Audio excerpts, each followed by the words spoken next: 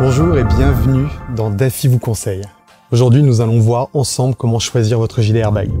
Lors d'un choc ou d'une chute, le motard est en première ligne. L'absence de carrosserie augmente le risque de lésions. Les plus graves et les plus fréquentes touchent le thorax, l'abdomen et la colonne vertébrale. L'airbag, c'est LA meilleure protection.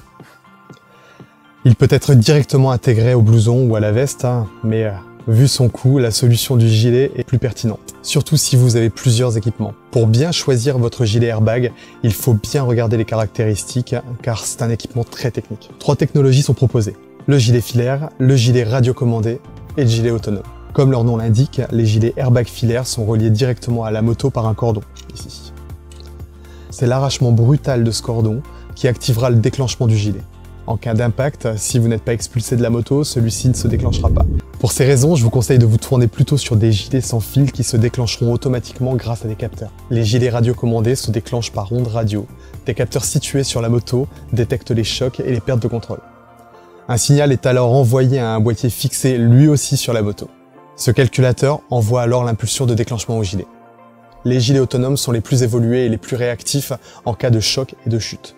Les capteurs et calculateurs sont directement intégrés au gilet et sont capables de détecter n'importe quelle situation difficile, comme les fortes décélérations, les chocs ou les glissades. C'est ce système qu'on retrouve dans les combinaisons GP. Dans votre choix, il faut privilégier un temps de déclenchement court. Tous les gilets airbag n'ont pas le même temps de détection et d'analyse, et donc de déclenchement lors d'un impact. Pour assurer au mieux votre sécurité, je vous conseille évidemment de choisir le gilet qui mettra le moins de temps possible à se déclencher. Les gilets filaires sont les moins performants de ce côté-là, en moyenne 100 millisecondes. Un gilet radiocommandé et autonome mettra lui entre 25 et 80 millisecondes. Vous pouvez consulter le classement des gilets airbag établi par le SRA, Sécurité et Réparation Automobile. Cet organisme recommande un temps d'ouverture inférieur à 100 millisecondes pour une efficacité optimale.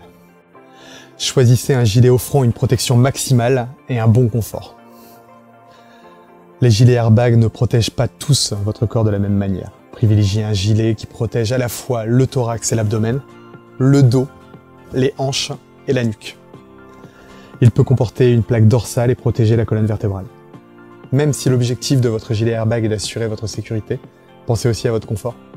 Le gilet ne doit pas être gênant pour la conduite, il ne doit pas peser sur vos épaules ou limiter vos mouvements. Un essai en magasin est primordial avec votre blouson de moto habituel. Dernier conseil, vérifiez que le gilet airbag comporte le marquage CE qui certifie son homologation. Ce point est obligatoire. Sachez que certaines assurances peuvent prendre en charge une partie de cet achat et vous le rembourser en cas d'accident. Enfin, pensez que si le gilet s'est déclenché, il faudra ensuite acheter une cartouche de recharge CO2 compatible pour que votre gilet puisse à nouveau se gonfler. Amis motards, maintenant, c'est à vous de jouer.